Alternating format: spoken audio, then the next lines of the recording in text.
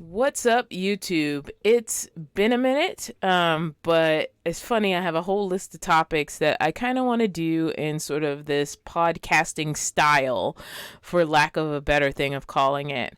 So especially while I'm working right now, there's not a lot going on.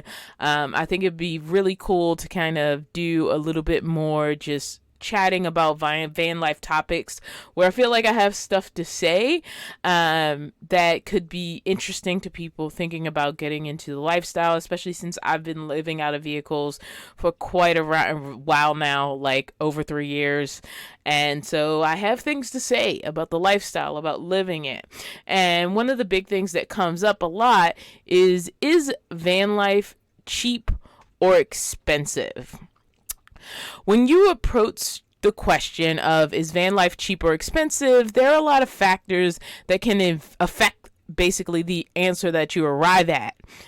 I actually put up 2 polls about this question, and the first was a straight up ask if van life was expensive or cheap, and out of 668 votes, 65% see it as expensive and 35% see it as cheap. Inspired by this, I asked a follow-up question, which is it more expensive to start van life or to live van life?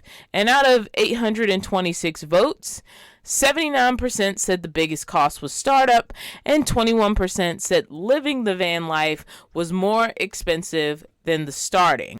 The comment section in these were interesting because many of the comments seemed in opposition to the most popular responses. There were actually a lot of people arguing for the cheapness of van life. But before I get into specific comments, because I do want to talk through a few, I want to crack into some of the evaluating factors into the cost of van life. Now, there's a lot of costs to owning a vehicle that are given. 1, the cost of the vehicle itself. 2, the cost of insurance and registration. 3, the cost of gas. And 4, the cost of ongoing maintenance. And because you plan to live in a vehicle, there's a 5th cost, the cost of the build, and arguably also the cost of the maintenance of that build, which is a separate cost from the maintenance of the vehicle. Now, every single one of these factors comes with their own separate considerations. For example, if you already own something you are comfortable with starting van life with, the cost of buying a new vehicle is not an issue. If you need to buy something suitable for you to live in to even start the journey, it's a big issue. And a question is of if you want to buy something flat out or take on something with a car payment. Most people want to buy something flat out and not have a car payment or a van payment or whatever you want to call it. But this can contribute to starting being really, really expensive, or at least seeming that way. Either because they buy something old that's not mechanically sound and end up having to replace it, or because they want to save up for something new so that they feel more comfortable that it will come with less problems from past owners. Not that new cars are a guarantee of no problems, but they are at least more likely to have things like warranties. That being said, with some mechanical knowledge, you also may have a better sense of when a used car is a deal and not a lemon. Despite what many think, I don't think there's anything wrong with a properly evaluated used vehicle. But if you're not a mechanic and don't have a mechanic friend, I would be cautious of something too cheap. Getting a pre-buy inspection will likely save you buying a lemon that looks good on the outside, but is falling apart inside. The major thing to keep in mind during this search for a vehicle is cost may have nothing to do with size. My Toyota Sienna minivan that I couldn't stand up in cost more than this box truck. But she was a good machine that gave me very little problems. And I paid a payment plan on her for most of the 2 years that I lived in her. And I don't regret a dime. I was comfortable and happy. But I can't deny that I would have gotten a better deal if I felt more mechanically savvy, because there were certainly minivans like her that cost less than what I paid. However, the easiest way to save the most money getting started, if you own any kind of vehicle at all, is to just start with the vehicle you already have. If you can. Not everybody can. So the second major cost once you acquire the vehicle is the cost of insurance and registration. Both insurance and registration fees have variable costs, not based only on vehicle, but where you live. When it comes to getting insured, there's a lot that will come into play. The company you choose to insure you, where you live, and your own personal driving history. Driving history and where you live can sometimes drive up the cost of insurance or help keep it down more than the actual vehicle you choose to drive. If you decide to go with a commercial vehicle, for example, I have a box truck, your current car insurer may not even insure it. Most standard vans actually do have an easier time getting covered under normal insurance than box trucks, ambulances, or buses. And rules about legal conversions from commercial status to RV status vary wildly from state to state. And even if the state calls your vehicle an RV, the insurance company doesn't have to act as if it was. They may only care about how it was manufactured, which is as a commercial vehicle. The third cost is gas. And while you can't control price fluctuations, you can control how much you drive, how fast you get there, and how long you stay in the same location. I personally have always argued gas is a somewhat controllable cost. Not because you can control the cost of gas, but because you can regulate how fast you burn through gas. The fourth cost is the cost of ongoing maintenance. The cost of ongoing maintenance is an interesting balancing act of taking care of the stuff you have to do, like regular oil changes, and being prepared in case something beyond regular maintenance comes up. But if you are relatively mechanically savvy, you may be able to do a lot, if not all of your repairs and maintenance work yourself. If you are not mechanically savvy, this might be a reason you lean more toward a new vehicle versus a used one.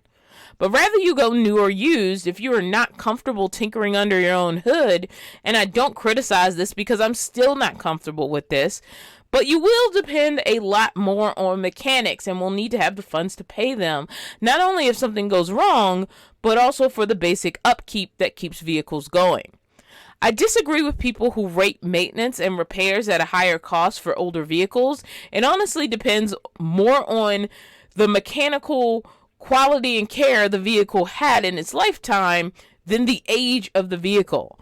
A higher mile but better taken care of vehicle may last longer than a lower mile vehicle that had an irresponsible owner that ran it into the ground. Brands also matter.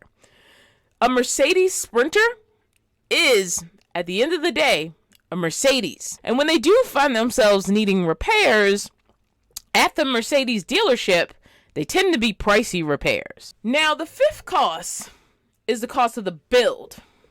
Again, this is a variable thing. Some people do full-on builds, and some pick up a sleeping bag and a few camping supplies from REI and hit the road. And there's also people who build up while living in their vehicle, and people who do a mix of things that could be called a bit of a build and a bit of a no build. Also, if you give yourself a year to build versus 3 months and you are very pragmatic about things, you may come out cheaper in giving yourself that year than the person who lumped all their costs into a 3-month goal. And it's not just about the cost of the items themselves, but how much you have time to wait to find deals. But it's also a true statement that the build is never really done. What makes sense to you to say, I'm finished in the driveway, may make no sense to you once you live on the road a few months. You will find yourself redoing things along the way, and the more built in your build is, the more complex the changes to that build. But that doesn't mean you should never build anything that's sort of a permanent structure. Also, things might break.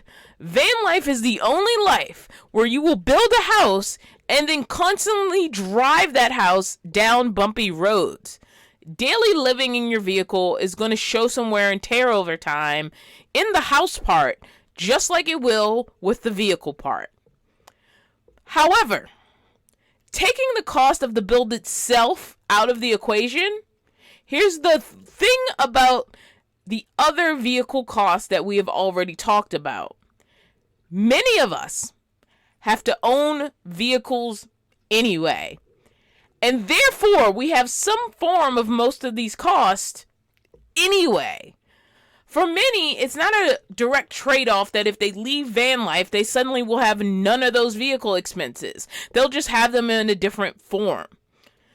So, for a lot of people, the evaluation of van life being expensive or cheap may be in comparison to what it costs to own a home or rent an apartment in their situation.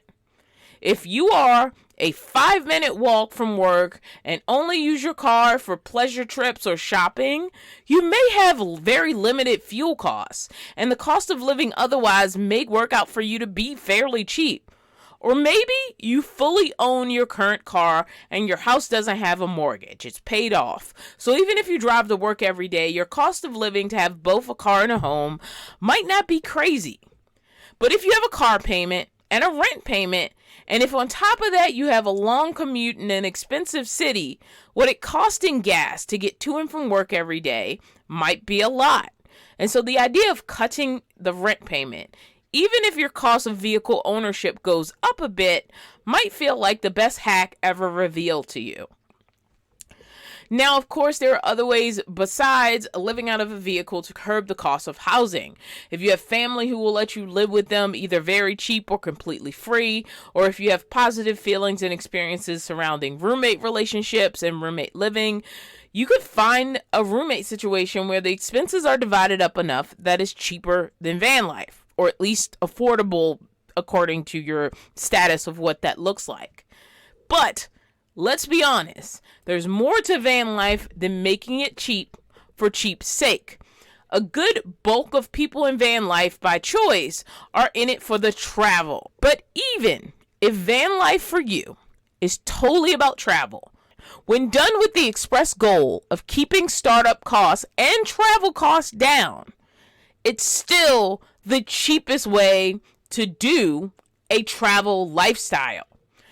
For example, Riley Does Life, Bunny Plays Here, and Lady Bug Out all live relatively affordable travel lifestyles in comparison to someone who maybe stays in Airbnbs and rents hotels.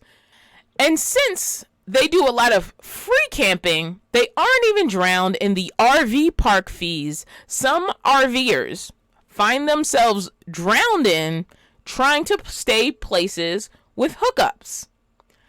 I would argue that even if you are in van life or RV living, if you mostly boondock or any vehicle dwelling lifestyle, exclusively for the travel element of it, it's still the cheaper way to do the travel version of the travel lifestyle when compared to other versions of the same kind of lifestyle. The main reason being that wherever you go, you bring sleeping accommodations with you. So it's the rare case that you may invest some extra money in a few extra comforts once in a while. So now that I've said my piece about the general expenses of van life, I would love to get into a few of these comments. Let's start with that first basic poll about if van life is expensive or cheap and see what people have to say. So, JBaby007 says, I believe it's what you make it. You can get as fancy or as simple as you want. You can be stationary or move around a lot. I do know for me personally, it's cheaper than living in an apartment or home and much more fulfilling.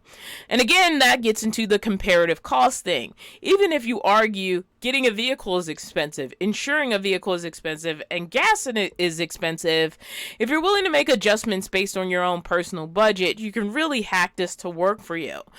And a lot of people come from rent situations, which is an ongoing forever situation where you never own anything.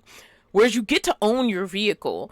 So like JBaby007 says, it's what you make. You can get as fancy or as simple as you want, which will control some of those costs. It's still going to cost some money. Living any life isn't free. All life comes with bills, but there are adjustable costs, and that's sort of the thing to keep in mind. The costs are adjustable. Life with Anthony. Hi, Anthony. Says, I can only speak for myself as a stationary SUV dweller. It's much cheaper for me than living in a traditional home. I'm able to save a little more than half of each of my paychecks because I live in my SUV and work a full-time job. For that reason, the small sacrifice of not having the creature comforts of a traditional home is worth it. And again, this is a situation where Anthony is using the vehicle he already had. He didn't go out immediately and buy like a standing height Sprinter and take on a new car payment and is still working his full-time job, which means the amount of money, again, he already owned the vehicle. He already had it insured. Like, all of the vehicle costs already existed, but it used to exist on top of his household bills. And now his household bills are gone. And the thing about household bills I haven't talked about is household bills are never just, just rent or a mortgage. It's also like, even if you own your house, even though one of the examples I talked about earlier, talk about how that eliminates the cost, but even if you own your house, you may be paying like taxes on your land that the house is sitting on. And you will always have to pay those taxes. You will have to pay probably utility type bills. There may be other fees involved in your county or whatever. If you live in an apartment building, there may be fees associated with things that are about the upkeep of the building. If you have a pet and you live in a rental situation, you may be paying extra fees for that pet. So it isn't just the base rent or the base mortgage. There's also a lot of other bills that come with that. And if you're already owning a vehicle, have all the vehicle bills, and are renting or buying a house and have all those bills on top of the vehicle bills, that combination is a lot. And so if you can eliminate half of it, it will aid you in saving if you have a savings goal. And people do, like I said, a lot of people, the bulk of people in van life have a travel goal, which is great. But you can also go into van life with different goals, which will make you really think about where you're spending your money once you're in it. Wolfie Stardust, this kind of is one of the things that inspired my follow-up question. It says, it's cheap what you're going, expensive to start, especially if you're trying to have a rig that's insta-perfect or all the comforts of a sticks and bricks. Exceptions for situations where folks already have a vehicle of adequate size for their immediate needs. That does reduce beginning costs, in my humble opinion. And like Anthony had a vehicle, just to go back to the previous comment, that he could start in right away, or at least that he was comfortable starting in. Some people would see his vehicle and be like, I couldn't do what you're doing, bro. But he was comfortable in moving into the vehicle he already had. And like Wolfie Stardust said, you don't have to start insta perfect. You won't start insta perfect. Even if you try to copy something somebody else did, there will be something about that first build that doesn't work, because living in a vehicle is never going to be like living in a sticks and bricks. I currently have hot water. The previous way I used to do hot water is I would heat up water on the stove. If I needed water that was hot, I would just, take my water supply, pull out my stove. I mean, now I have like a whole kitchen set up inside my box truck, but when I lived in my van, my minivan, and even my car, if I wanted hot water, I had to heat it up on a stove. And that was the only way I was going to have hot water. Now I have a hot water heater, which is absolutely more convenient. It's a little bit closer to the comforts of home, but it does not work like the hot water in an apartment or house where I, immediately had, I just turned it to hot and it didn't. I have to do a little more fiddling around because if I don't have enough propane, the spark might not come on. Sometimes it takes a little while to get hot water, and I have to decide if it's worth it to waste my limited water supply to get to that point of hot water. Sometimes, honestly, it's just weird because I adapted something that wasn't meant for the purpose I'm using it for. Sometimes it gets a little weird. It just doesn't work the way I would like it to work. There are methods that work better. If you get like an RV hot water heater, there's still going to be quirks, but it may work a little bit better than what I am doing with what is basically supposed to be one of those hot water heaters for an instant shower, and using it as a hookup as part of my sink element. It's just, you can get close, you can get some of the comforts of home, but it's never going to 100% function like your house. Just going back to the water situation, unlimited water is not a thing unless you're always going to be on hookups and you have systems built that can accept a water inlet. I run out of water and then I have to figure out how to fill it up. Whether that's buying water, getting it free, whatever, I have to go source water once I'm out of water. That's not something people in a house have to deal with. And whenever people are like, you have enough room for a shower, and it's like, yeah, but even if I had one, I wouldn't use it all the time. I'd still be washing up at the sink out of a bowl with a limited amount of water because I only have so much water. I would still use truck stops occasionally because I can go there and use it and not worried about how much water I have. I don't have a gym membership anymore because I didn't feel like it was worth it. I felt like I had enough ways to get myself clean without it, and so I just eliminated the extra cost of it. And when I feel like I want a spa day, I'll go use a pay-per-use shower. You know, that's what I call it, my spa day. Most people wouldn't call a shower at a truck stop a spa day.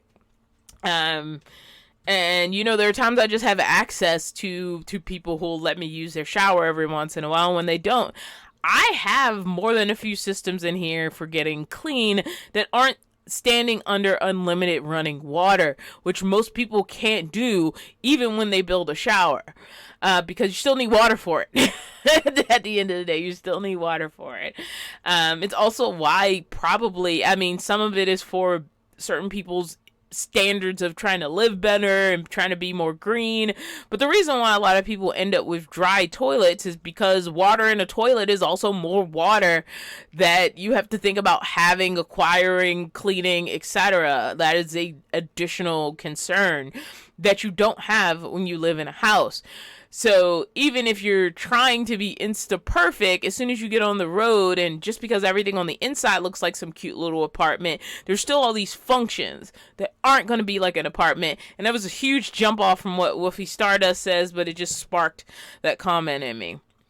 FDM215 always has the best comments, but says, expensive and cheap are relative. This question comes up a lot for expats as well. Someone will say a certain place is cheap to live in at $2,000 a month. And that will seem cheap if you compare it to spending $3,500 a month somewhere else. But not if your income is $15,000 a month, right? And FDM really gets it. It's a comparative cost thing. Like, what was your standard? What is life costing you? And what have you eliminated by getting into van life? Maybe nothing. Maybe your cost has gone up, especially if you were like a 19-year-old living in like your family's house. I'm not being insulting to you 19-year-olds. And so buying the vehicle costs you money. Building the vehicle costs you money. There's all these things that cost you money that were not cost for you before you decided to do the van life thing. Whereas if I'm like, man, I had to own a car anyway, and you're trying to tell me I can just own the car and just have the car expenses and not have to deal with the household expenses, that is a deal for me. So it really is just a matter of perspective. Like I said, most of the comments, it's funny because expensive won in the poll, but so many people in the comments talked about the cheapness of van life. And T underscore says, I'm going to go with cheap in comparison to my life right now as both someone who needs a vehicle and as a renter. If you have public transport and don't need a vehicle, then I feel like there's some balancing out there where one could come up equal if your rent situation is cheap enough. In certain markets, it is. Otherwise, I think it's 100% more affordable to live in a vehicle than rent. So yeah. There you go. Ania Santiago says, I'm still in my first year of van life, but it's rapidly becoming expensive, if not more expensive as gas prices and inflation raises. Sure, it's how you make it with what you got, but at the end of the day, you're still spending money to live.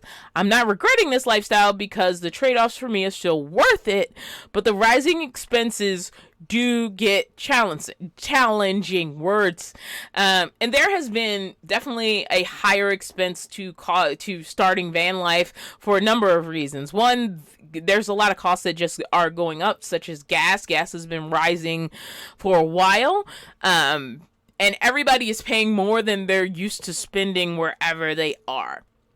And again, it's relative. I might go somewhere and think it's cheap because it's cheaper in comparison to what I'm used to, but for the people who live there, it's more expensive than what they are used to.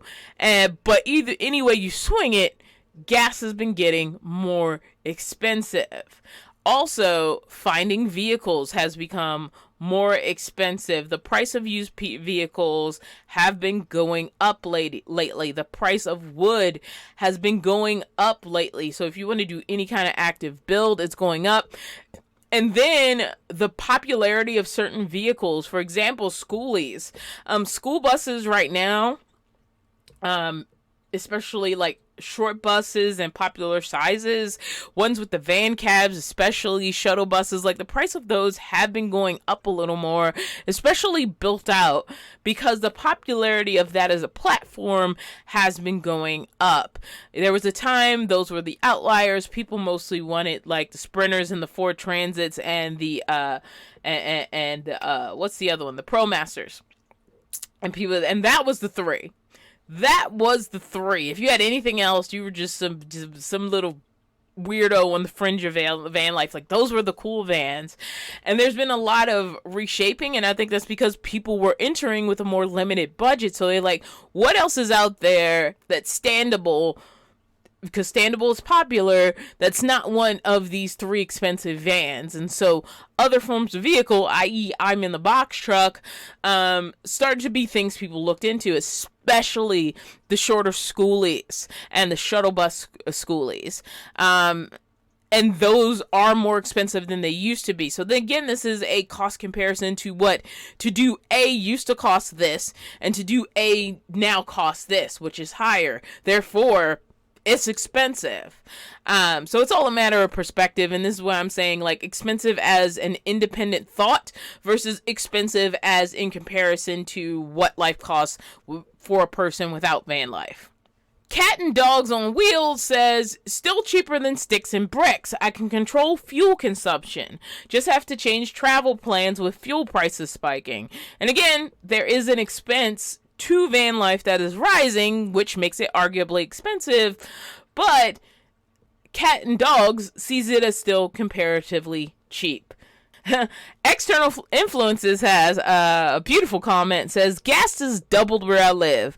I'm going with roughly the same at this point in time. And I still think this it depends on where you live thing. I would say even with gas being expensive, in the Bay Area, which is generally expensive, it's still going to cost more to rent, as long as you can work out your parking situation, than just living out of a vehicle and only having the expense of the vehicle expenses. I'm sure there's some places where you can reason it's expensive either way. So really, this is really a where you live type of cost comparison thing. And if you have to live there, because that's the thing. People always present, well, just move here where it's cheaper, like that's easy to do. But if you have income or access to income in a place that's just expensive to live, you still have to say, like, even if I go somewhere cheaper, I'm now going there without a job. Which is something I think people forget when they're like, just move to XYZ. Not taking into the fact, well, what is bringing the money in, and is that even movable to a cheaper location, which will affect if anybody can even make that choice. And this has to be one of my favorite comments. It says, it's from Gabriel. Hopefully I'm saying your name right. Van life TM is expensive. Van living is not expensive, especially if you are dwelling around an area where you work, which kind of goes back to also what Anthony is doing. For those who say it's expensive, really break down how much rent and utilities you're paying for what you do not own. Living is a blessing, and I can't read. Van living is a blessing and a life-saving option for many people. You can always build your van slowly and take your time to space out the material costs. If someone said, I spent $1,000 plus a month on my build, everyone would think they were nuts. But turn around and rent that much, it's all perspective. And that's a good distinction. Van life, quote unquote, when you're trying to match somebody who's doing what I like to call the high-end van life, it may end up being pretty expensive because you're trying to pursue the check boxes of I'm going to use hashtag van life. You're trying to pursue the check boxes of hashtag van life. But like I said, there are people who do this lifestyle for travel that still do it really, really cheap. They have simple vehicles, they have simple builds, and they just go out and they do their thing. And they may upgrade to another vehicle at some point in time. I started in a car. I was in a car. Now, that was not by choice, but the moment I got my minivan, it was a choice because I was trying to, get my finances together. And when I did, I saw no point in giving up this lifestyle. So all I've done is developed in it into the things that I wanted, and it's been stretched out over time. If I had been bound and determined to get a box truck and build it out when I first started, it would have felt too expensive and too hard to do. But in the way I've pieced it together to get here where I am today, it has felt comparatively it has always felt comparatively less. Yeah. Shari Jones says, insurance is more expensive when you use your vehicle as a residence. And yes, a home or residence, you would have to pay the electricity bill. You also might have to pay some sort of renter's insurance, by the way. But you have control over what lights you turn on, what appliance you use, and your thermostat. With van life, unless you have a permanent spot you can park in without getting in trouble, you need to keep moving. Also, now with van prices what they are is tough. I know because I live in my car. Also, your home is not getting a rigorous workout every day, so repairs would be needed from time to time. Your car takes a beating when you are traveling for a living. I think that's an important word. So you can't put something off till you get more money. You have to fix it then and there. I also think with other things that you can't buy in bulk or get something for a deal because you don't have the space to keep it, so you tend to buy things that are more expensive with less quantity. Shari, there's a lot here to unpack. I could see for some people this might honestly make them say, when I rented, it did not cost me this much, and now it's costing me more. Insurance might be more expensive if you use your vehicle as a residence. There's a lot to unpack there that I'm not even going to get into because it gets into some complicated things that depend a lot on situation and what kind of vehicle you have. With a home, you can control the electricity bill. With van life, you can control how much you drive. I always, and this is my personal situation, have been able to park within a reasonable distance of work. What I couldn't control when I lived in an apartment or a house or whatever was the distance from work. It was always going to be the distance from where I lived to the place where I was working. If I was lucky enough that it was walkable, you're right, I'm spending way less money than I would in a vehicle. When I was unlucky and it wasn't walkable, which was most of the time, I was still forced to drive way more than I'm quote unquote forced to drive now. Sometimes having a couple of spots to park around the city without like access to a driveway like the one I have now, I could still do it within a 10-minute radius. So yeah, I had to move during the day, but I maybe moved twice and it maybe took 5 minutes. Whereas if I worked an hour away from a place where I lived, I worked an hour away from the place where I lived, and it was totally a big deal if my vehicle didn't work, because I wouldn't have a place to live if I didn't get to work. So I think there's a lot to unpack here where it's very situationally depending on what kind of resources you have, depending on how much having, I guess the point is, how much does having a specific residence actually eliminate your car costs anyway? And this may vary from person to person. For me, I know it's always been cheaper to be able to control what my commute is, which is the advantage I've gained by living out of a vehicle. Mean Mind says the startup is probably the most money at one time, but traveling, gas, upkeep, and other expenses are more over time. And again, I think this is a question of year by year, because obviously if you compare, like, I don't know, the 3 months it took you to build out your van, let's assume you did a full planned build out, versus 5 years on the road. Those expenses probably would exceed, obviously, the singular cost of the build. But I think the only way to reasonably compare what it costs to start versus what it costs to live van life is to bulk sort of the cost of the build versus some sort of quantifiable time comparatively to how long it took to build. I.e., if you took 5 months to build your vehicle and then you went out on the road for 5 months, I think you would have to compare those 5 months after the build to the cost you were incurring the 5 months during the build. And, you know, that's the only reasonable way to compare it. I think, yeah, if you take the question of, is it more expensive to start versus more expensive to live van life, very literally, obviously, if you stick with the lifestyle long enough, the cost of living will exceed the cost of the build.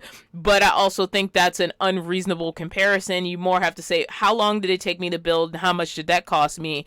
And then the equal amount of time after that, once I already have a built vehicle and I'm on the road, how much is it costing me in those 5 months and in the following 5 months? So you'd need some sort of quantifiable space of time, or like the first year van life would be the build plus that initial start. And then the next year, what does that year look comparatively to the first year, which was the year you built out the vehicle? Like, how are those cost comparison? Like, that would be a more reasonable way to compare the two costs, because cumulatively, yes, if you just keep going, it's going to cost you money. But it always goes back to, if you need to own a vehicle anyway, having a vehicle is going to cost you money. So thank you to everybody who took time to leave comments. The fact is, at the end of the day, expensive and cheap are words rated by personal experience. Someone who has lived a middle class or working class lifestyle in the suburbs sees that as their baseline normal. And they may not think of themselves as privileged or wealthy. But someone who's lived in rundown projects all their life or grew up with 8 people living in a 2-bedroom apartment might see a relatively working class suburban home as a very rich and privileged existence, and the life they are living as the baseline normal. And if you are unfortunate enough to live on the street, anyone who can go indoors in bad weather and afford their basic needs on a regular basis looks wealthy to you. To them, your life is expensive, even if you're sharing a room with 3 other people just to keep a roof over your head. Honestly, one of my favorite comments I ever got was, van life is a hack, and you can use it in the way that most makes sense to you. For me, even with a bit of travel here and there, van life has always come out cheaper by comparison, and has been a more stable and sustainable existence for me. I know a lot of nomads, RV dwellers, van lifers, they talk about land. I really don't desire to add the price or care of land to my life in the future. The one thing I think I would be interested in maybe is renting like a shop space, or if I needed it, a parking spot on a piece of private property. A similar setup to what I have right now for work. Something temporary I am not in full possession of till the end of my days. I just have no concerns about leaving something behind once I'm gone. And so for me, van life is worth it for me to have a home while I'm here in whatever time is remaining, and allow me access to travel when I want it, or when I can do it, or when the bills allow me to do it. And that informs a lot of what I think is worth my money. And I think that's what it comes down to. What is worth your money? And that's the evaluation you'll choose to deem van life cheap or expensive. That's all I got for this one. I'll see you in the next video.